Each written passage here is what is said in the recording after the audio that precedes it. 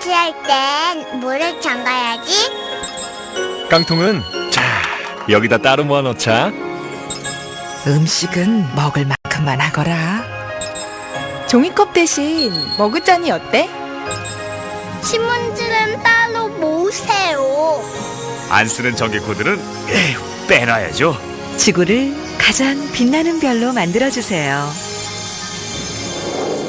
한일 공동 캠페인.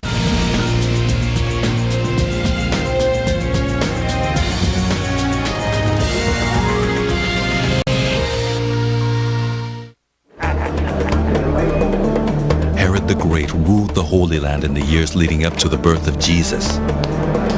History and scripture paint him as a homicidal dictator, the man who attempted the murder of the infant Christ and even ordered the deaths of many of his own family. But Herod's reputation for brutality has overshadowed his life as a visionary builder. He was the architect of the most ambitious construction projects ever undertaken in the Holy Land. He left a legacy in stone which still survives today, and now our investigators are searching for it. From Masada, where his fortress defies gravity, hanging from sheer cliffs, to Caesarea, where he built the world's first man-made harbor. At Herodium, Herod built a mountain to conceal a fortified palace. And in Jerusalem, he built the Temple Mount, in its time, the largest structure on earth. Our investigators will explore how these revolutionary buildings were created. How the hell did he get everything up there? And they'll come to understand the scale, the daring, and the innovation that produced these extraordinary feats of engineering. This is the lost world of Herod the Great. This desert is the most desolate place in Israel, dry and blasted by the sun. 2,000 years ago in 37 BC, when this land was called Judea, the newly crowned King Herod came here. By the shores of the Dead Sea, at a place called Masada, he had decided to build a cliff-top fortress. The walls of this fortress still stand, and our investigators have come to explore them. Ori Soltis is an archaeologist from Georgetown University in Washington. He's an expert in the history of the Holy Land. Ori intends to build a picture of the world of King Herod from the evidence that remains on this rock. So now we're going through this little passageway. Right. Ah, yes, into the Colodarium, because we can see, well, what do we see here beneath the floor level? Mark Telesnik is a geotechnical engineer from Haifa University in northern Israel. He wants to find out how the builders of Herod's fortress were able to work on a site which would be challenging even with the aid of today's technology.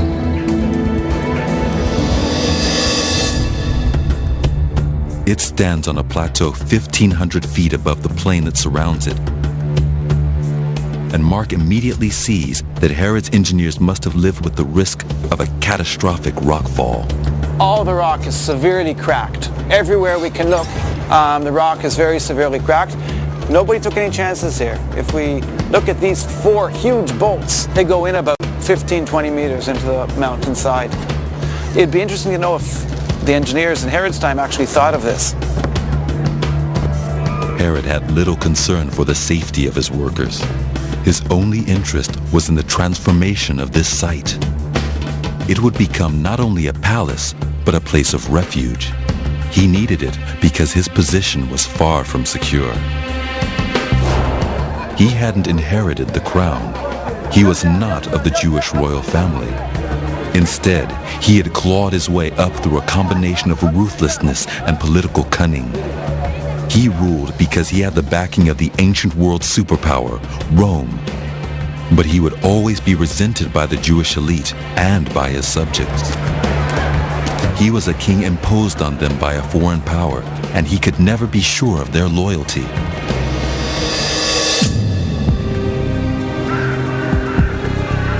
So Masada was vital to him, a place where he could retreat in the event of unrest or an attempted coup.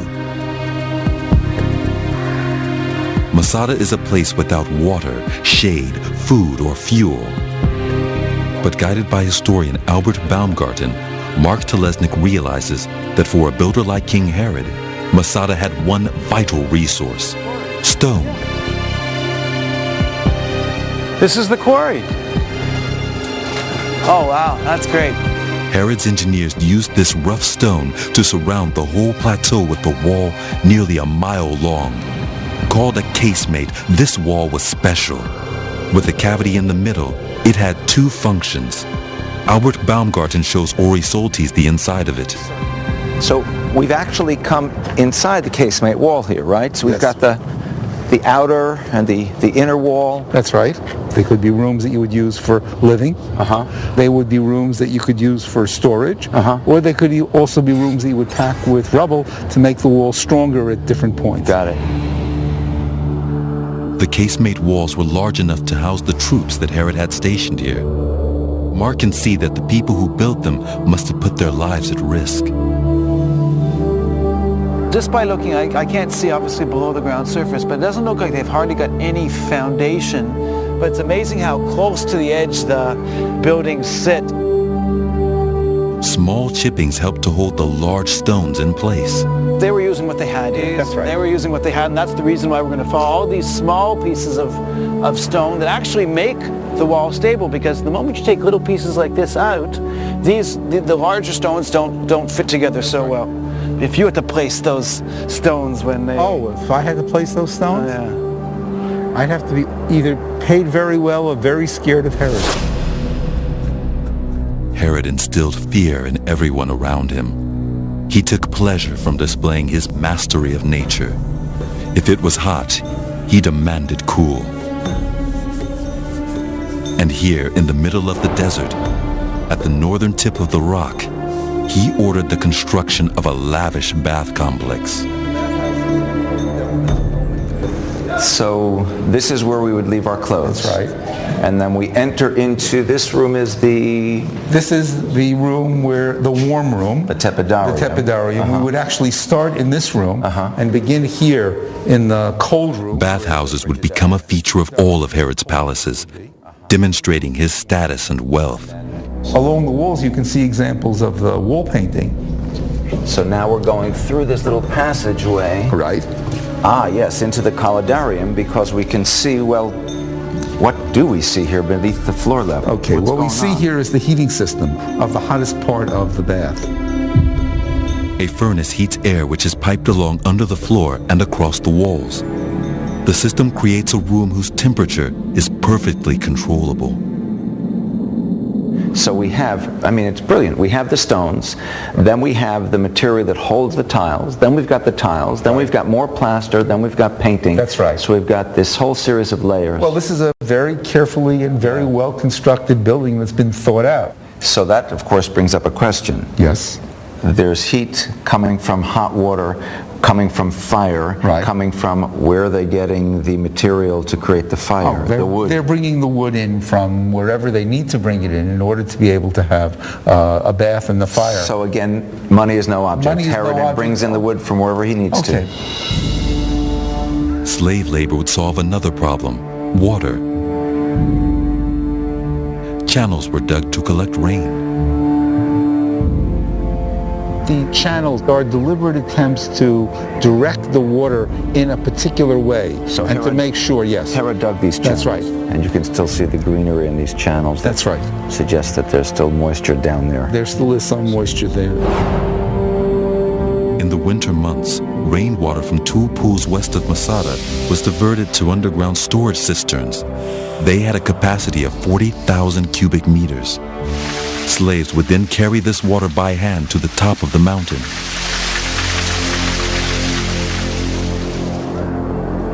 When we were here, The most daring piece of engineering was the construction of Herod's hanging palace. It sat 1,000 feet above the plain.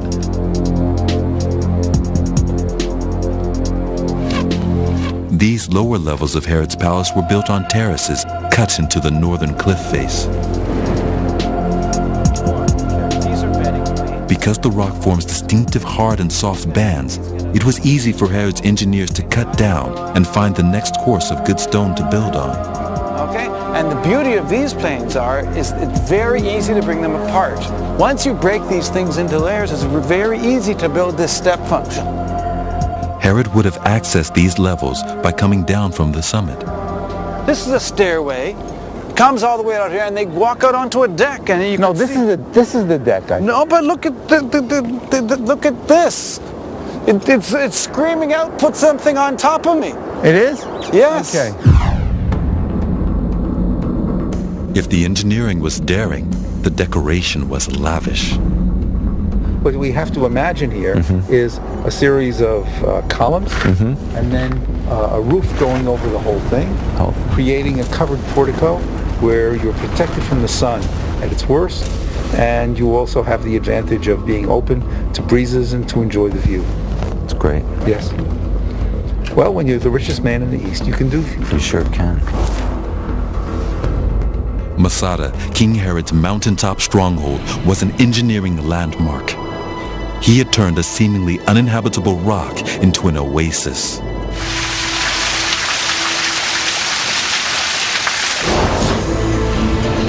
In addition to a magnificent hanging palace, Herod had a selection of bathhouses as sophisticated as any in Rome. And he had achieved all this in the middle of a desert.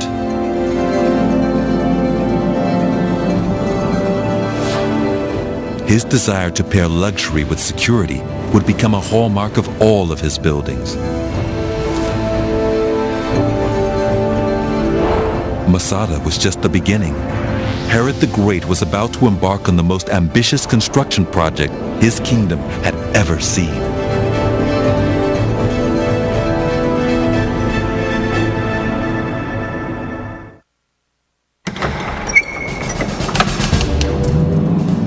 Herod the Great ruled the Holy Land as a dictator. He ruled through fear, and he lived in fear of assassination, treachery, and attack.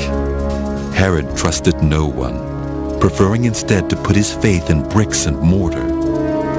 Our investigators have already seen the scale of the defensive fortress he built on the clifftop of Masada, and this was something that would be repeated throughout the kingdom. He built himself no fewer than 11 fortresses. Now we've come to the most magnificent of them all, the place he named after himself, the Herodium. Herod began building here early in his reign, and work would continue for 3 decades. At first glance, the site appears to be the cone of a volcano. But appearances are deceptive. Ori Soltis is going to explore the extraordinary secrets of the hill. He is guided by local expert Marty Freelander. As they climb, there is no sign of any man-made fortification. Then, as they reach the summit, 2,460 feet above sea level, they see that the hill held a vast palace. Wow, this is really something, isn't it? Stupendous. The Herodium is 650 feet in diameter. We've got this enormous circular construction. Did he just build it on top of the hill? Or, I mean, what happened? He takes an innocent little hill on the edge of a desert, and he creates his own mountain here. Wow. Engineer Mark Telesnik specializes in large, earth-moving projects. He wants to understand exactly what Herod did here. I'm here to figure out how this thing was built. The first question is just how much of this is natural and how much is man-made. What I'd really like to see is if we can scamper up here, try to look at the contact between the bedrock and the artificial cone.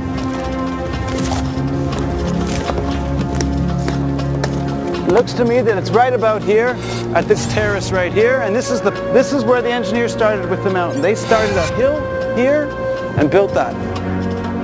Okay, here we go. But how was it done? How does he take this mountain out of a hill? One thing is he takes the nearby hill over there and he shaves it off. Look at that nice flat top. That had probably been relatively the same size as the hill over here. He takes earth, rocks from over there, and he spills them up at the top of this mountain. The driving force behind this project was Herod's ego. He wanted his palace to be the tallest, most imposing thing in the desert. Let's see if we can scramble up here, get up to the top. The steep slopes had a practical defensive purpose. It would be impossible to get a siege engine up here. Whew, it's getting steeper and steeper. We've moved up about 20 meters. Let's see if we can't take a reading here. Okay, Bubble, come here. Gotcha. Okay, that's about 45 degrees, so it makes it even more difficult for us to climb and for anyone else here who was trying to do this in the past. Standing at the top, 400 feet higher than any of the neighboring hills, Herod had a clear view of Jerusalem 15 miles away. And Jerusalem would have been able to see him.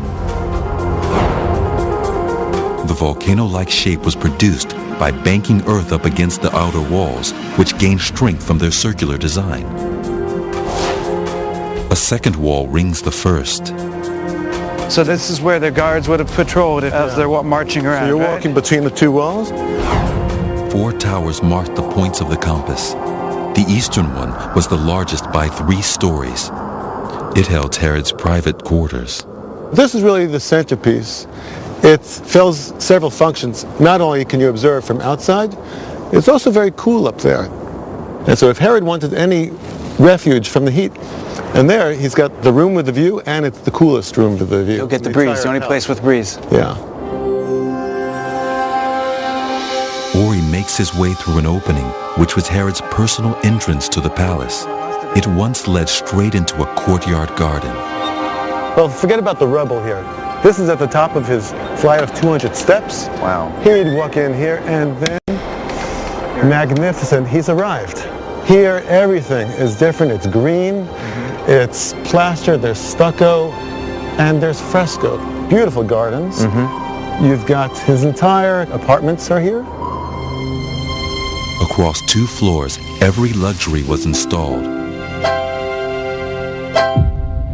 There was the elaborate bath complex that would be built in every one of his residences. There was a cold room, a warm room, a sauna, a Turkish bath, a plunge pool. The design of this room in particular is remarkable. We're now in the tepid room, the tepidarium. But what's really fascinating and momentous is up on the top. You're looking at the first domed ceiling known to the Western world, built by Herod here. So this is another instance of Herod being a visionary. He's the first one who really thinks of doing this, of giving us a kind of miniature heaven. He makes this synthesis that no one's thought of before. Herod, right here. And the top would have been open. It's an oculus, right? Right, I mean, it's right. covered over now, but it would have been open. The light would have come in. Right. Very nice. And the whole thing probably would have been covered with frescoed plaster throughout. Frescoes, geisha girls, it's whole a big 9 yards. pleasure dome. This may be the first domed room ever constructed. It is a sign of the ambition and innovation that Herod demanded from his builders. Mark Telesnik studies the stone to understand how they achieved what was a massive engineering breakthrough. Okay, very neat. The shape of the stones running through the top of the oculus here are quite interesting because they have to pick the compression loads up in 2 directions. All stone structures are held together by compression, the force of one block pressing upon another. In an arch, they spread in just 2 dimensions. In a dome, all the stones share the forces in every direction. It'd be interesting how they actually did the building itself. Romans used formwork to make arches. I wonder if they used formwork to make a dome. But they also could have used sand, and by making a pile of sand in the right shape, and then build the brickwork above the sand and then remove the sand. Interesting. This is great. To provide a constant supply of water, Herod ordered the digging of vast cisterns. Where are we coming to now? This was a cistern we're walking into. A couple of times a year there's a good rainfall. It would be held in the cistern that we're about to enter. And I guess some of the guard room is down here? No sunlight for the guards. Right. Sorry, guys, but the Roman soldiers don't know what hit them. Now you're getting the idea of an engineering genius. Now, if you look sharp, you can see that there's a water line showing how far up Herod's cistern was full. The Herodium was intended to show Herod's mastery of the desert. At its base, 38 acres of barren land were turned into a separate pleasure palace with sumptuous gardens. A colossal pool filled by its own aqueduct formed the centerpiece. Now, the whole place would have been surrounded by gardens, very sumptuous, very, of course, impressive.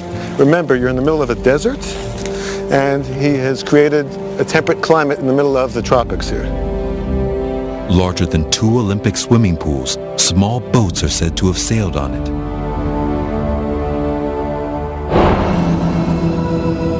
This construction in the desert, part oasis, part fortress, demonstrates clearly how Herod saw the world.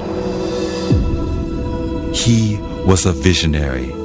He had wealth and power, almost beyond imagining, and he needed more than anything else to demonstrate that power. He would overcome nature and the desert, and he would dominate his kingdom. But his ambition would not stop there. He wanted to compete on the world stage, to show that he was worthy of the favor shown him by his Roman masters. He would build a new city whose magnificence would rival Rome itself.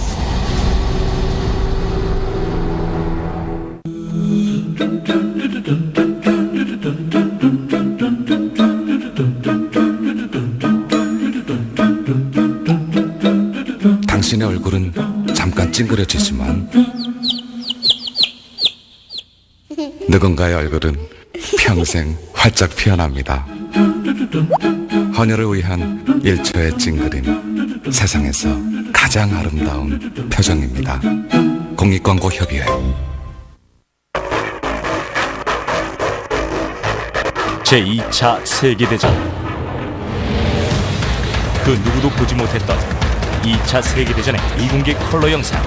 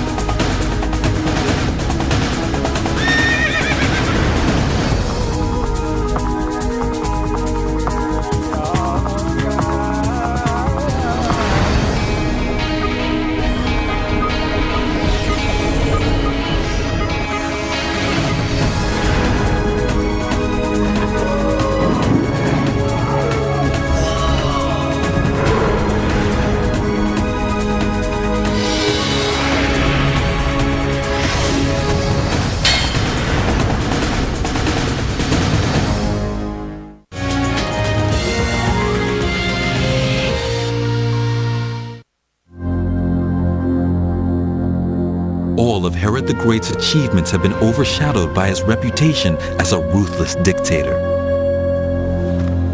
And yet, Herod was obsessed by building. Our investigators have seen how a combination of ambition, ego, and paranoia drove him to create a series of formidable fortresses. But in 28 BC, he began a new project that would eclipse all the others. It was the construction of an entire new city on Judea's Mediterranean coast.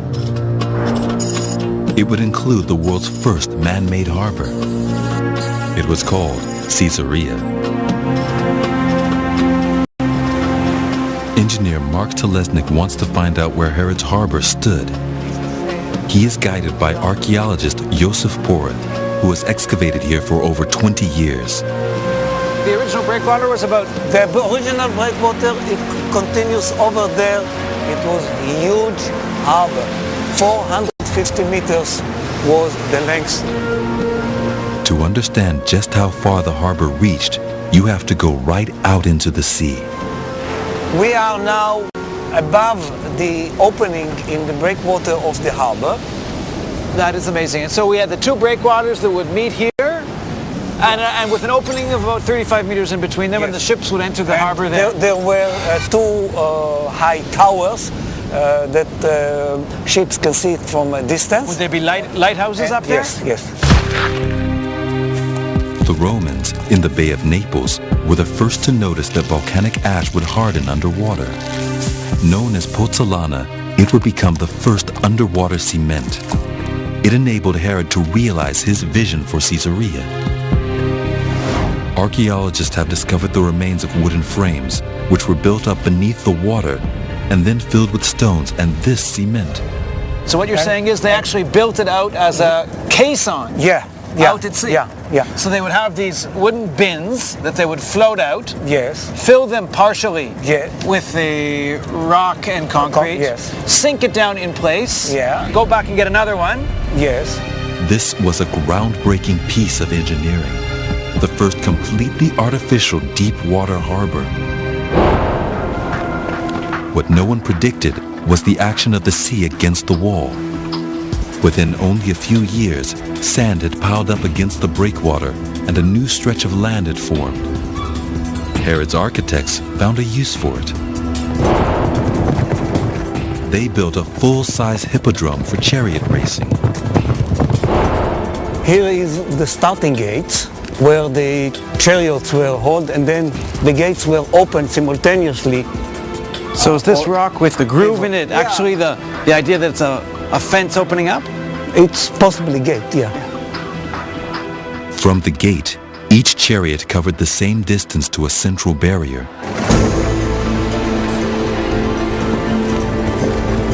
From there on, the race was a free-for-all around several circuits of the track. The tiered seating all around could hold 8,000 spectators. As Caesarea grew, the capacity was doubled. Okay, here you can see the nice segment of well-preserved tiers. So what is important for us is to observe the turn. There were all the accidents.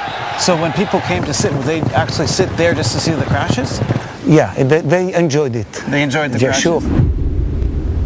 And would they have run on the sand? Yes. Arena is sand in Latin. Ah, I did not know that. Herod succeeded in building the most modern city in the Roman world. Herod brought to Judea Roman architects, and his theater, as well as the circus that we visited before, they both were designed according Roman aspects. And Roman-style theaters were always of a semicircular shape. This was the very first theater in Judea. Its clever design was based upon an understanding of acoustics, which ensured that the slightest sound was clearly audible from the upper seats. What was special about the acoustics in the theater? As the back of the stage was a high constructed wall, all the sound was pushed from the stage to the audience. All the voices were heard all over. What a nice view, eh? Nice view. Best seats in the Nice house. performance soon to the sunset. Herod called his city Caesarea to honor his patron, the Roman Empire. The entire project was intended as a piece of flattery. And it worked. By building a Roman city in a Jewish country, Herod ran the risk of angering his subjects. To keep their loyalty, he had to keep them happy. And again, he chose to do it by building. He would rebuild the city of Jerusalem. The result would be one of the greatest engineering feats in history.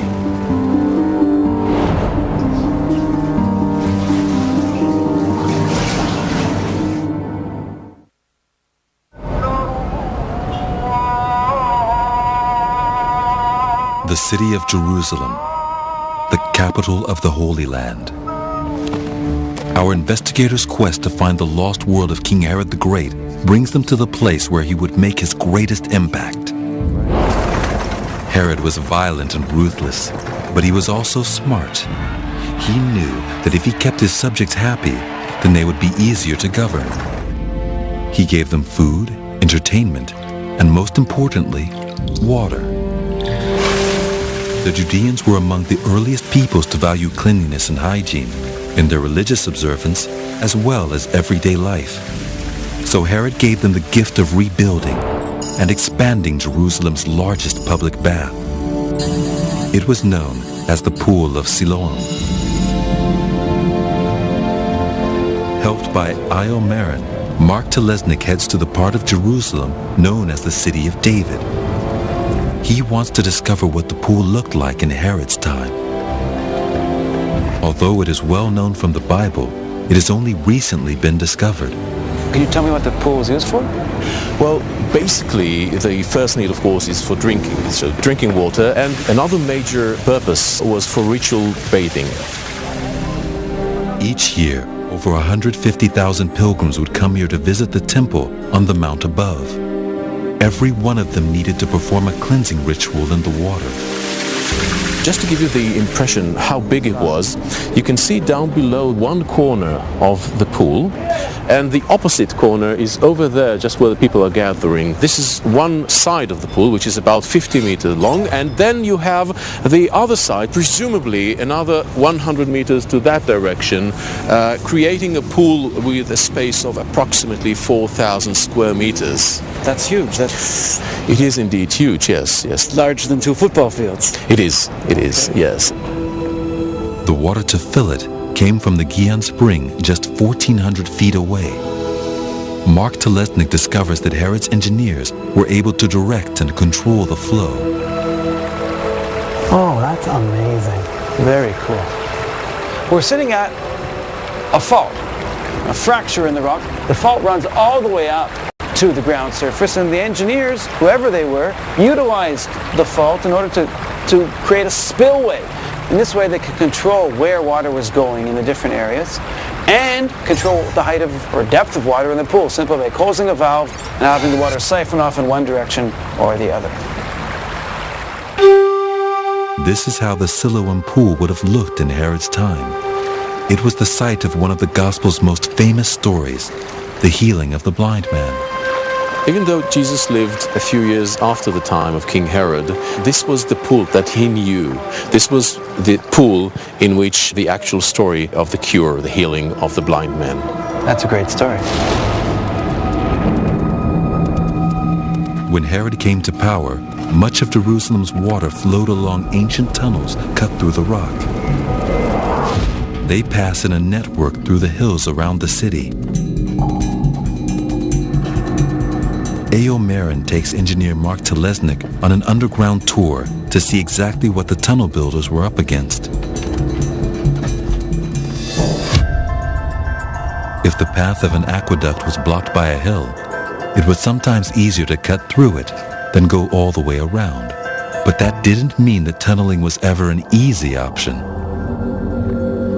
I see that we're entering a section of the tunnel where the roof is much lower, and I'm just looking at the rock that makes up the roof here, and it's all made of flint or chert, which is a very, very hard rock. Does it have any significance? Well, it's much, much harder than the rock that's around, all the limestone. And I imagine they just got tired of battling through this stuff, and they came down below, and even today, contractors would have difficulty working with this stuff.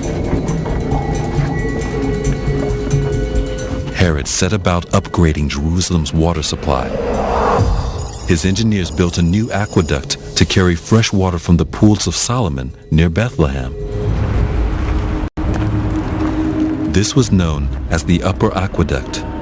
Today, most of it is lost.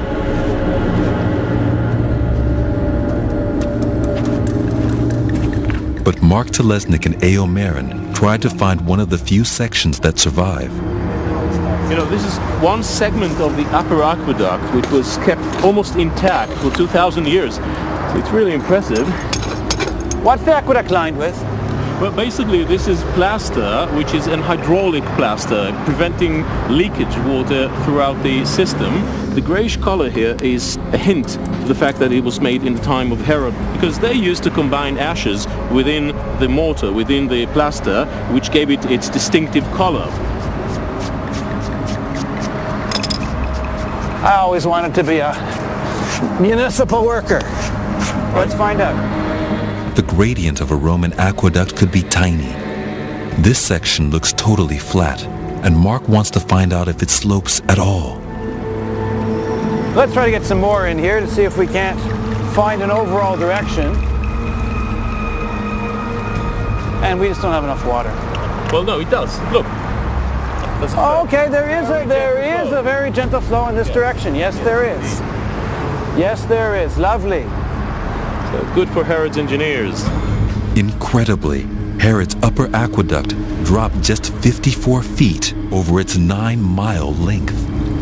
As long as the water is high enough within the pipe, the flow will always go in the direction downstream, from high to low. That's the way physics works. Absolutely.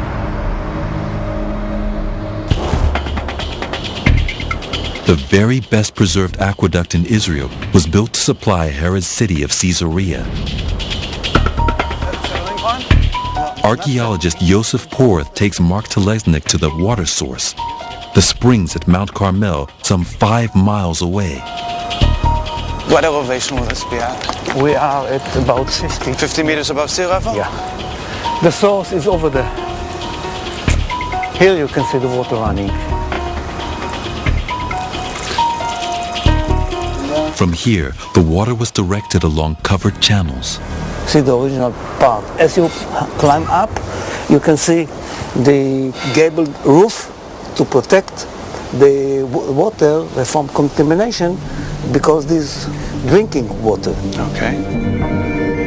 The water filled this storage pool before being channeled down into the valley towards Caesarea. For the last 5 miles, a raised aqueduct carried the water along the coast to the city. It was the finest waterway ever constructed in this country. And yet, Herod's most ambitious architectural project was yet to come. It would be construction on a scale never before seen, and it would dominate Jerusalem from that time to this.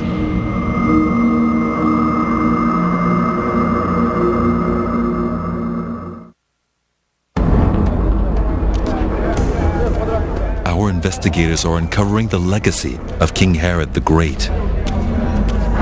A series of monumental structures built across Judea in his 33-year reign. During that time, Herod worked hard to please his masters, the great men of Rome who had given him his crown. At the same time, his subjects resented him. He was a king who had been imposed by a foreign power. So Herod sought to prove himself to his people. He did it by giving them the greatest gift imaginable. He would rebuild the temple, the place held by Jews to be the holiest on earth. Ori Soltis and historian Ken Spiro have come to the site where Herod's temple stood.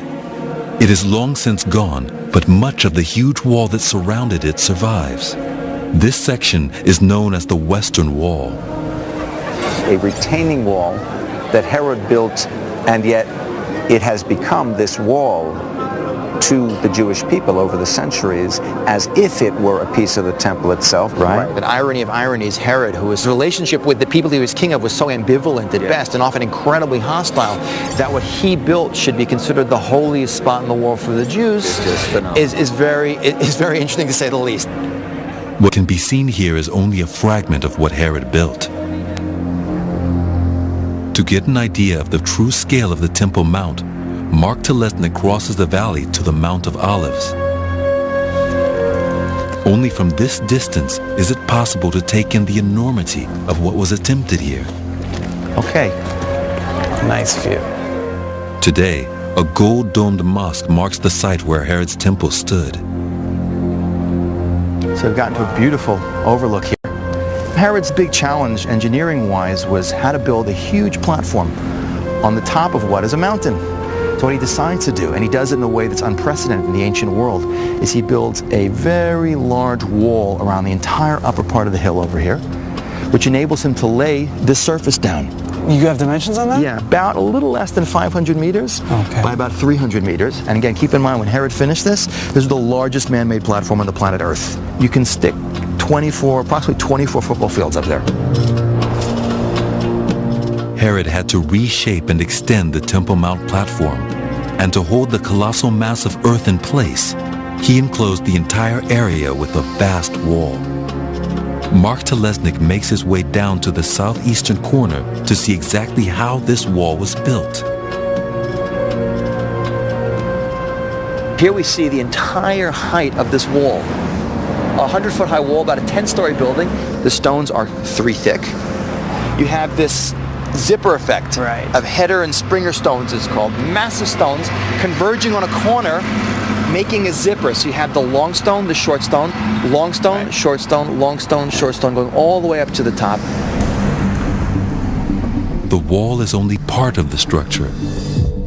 To make up the level of the sloping hillside, Herod's engineers built a network of huge arched vaults.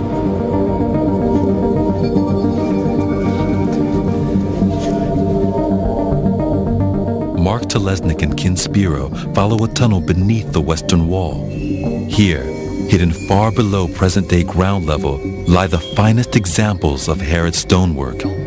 They are the key to the Temple Mount's construction. If you look at the stones here, they're very, very pristine. You can see it's perfect, almost no wear. They look pretty much just like the day they were put in. You can even see the mason marks, the chisel marks done 2,000 years ago by Herod's stonemasons. And you can see beautifully here, no erosion. The beautiful seam, you notice there's nothing, you can't even fit a credit card through the stones here. Perfectly cut and perfectly placed. And look at this stone, it's just magnificent. It looks like it was put in yesterday. Some of the stones used to build Herod's retaining wall are of an unbelievable size.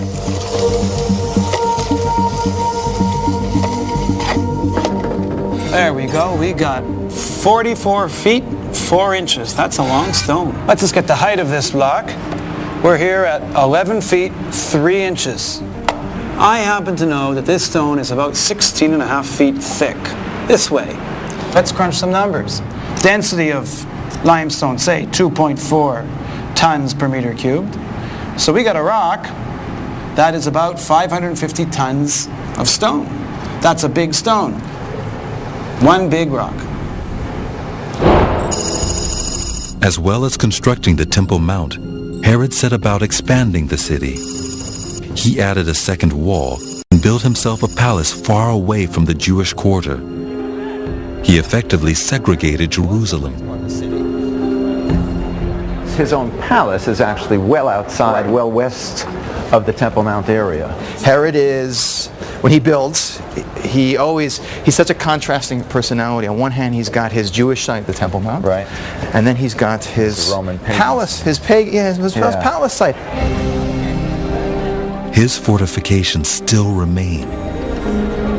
We're looking at is the courtyard of what's called the citadel, meaning a lot of what you see in the inside here actually dates back to Herod's time.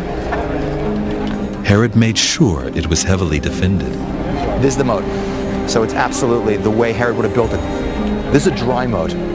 Here, they just make a ditch to make added fortifications. Right here. And they probably, these are Herodian stones, the large ones. 100%. Despite his great wealth and power, Herod's paranoia followed him everywhere. It is reflected in the design of the towers around this citadel. The towers you can see, which really you have one tower over there, 2 and 3, and it's interesting, you notice that the 2 biggest towers are actually facing the inside of the city. It's ironic, you'd think they'd be on the outside, which, okay, people like to say about Herod, he was far more worried about his Jewish subjects than he was about the Romans, which is probably correct. He certainly was always much more afraid of Jews. The intention was that no one coming into the temple complex could doubt Herod's power or his piety. The Judeans entered by the southern steps. As Mark finds out, even these were specially designed. Herod and his engineers and architects, they thought of everything. If you look at the stairs, you'll notice they're different lengths. Yep. Look, you have a distance of here about a yard, and here a foot. A yard and a foot. It was designed so that you have to think consciously as you're walking up the steps and preparing yourself before you actually enter the Temple Mount.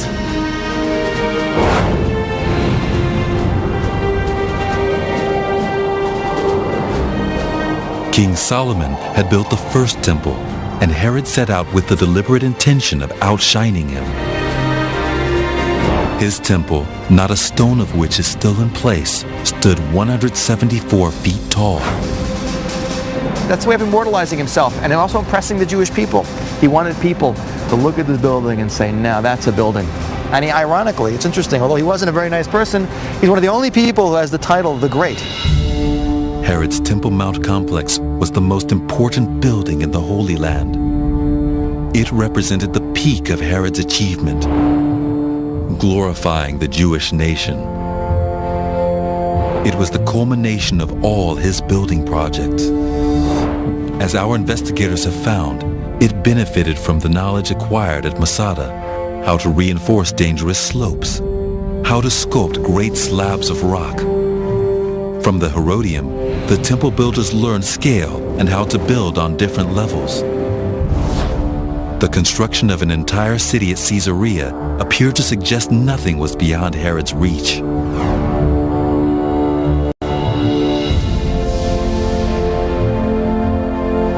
And the Temple Mount was the final proof. King Herod will always be remembered as a villain, ruthless, single-minded, and driven by ego. And yet, it is this man, these very characteristics, which produced some of history's most extraordinary engineering feats. In the spring of 2007, archaeologists digging at the site of Herodium discovered a highly decorated tomb. Though there is no inscription naming the person for whom this grave was made, its richness and its location lead the archaeologists to believe that this is the final resting place of Herod the Great. Research continues, but if they're right, they have found the tomb of the ancient world's greatest builder.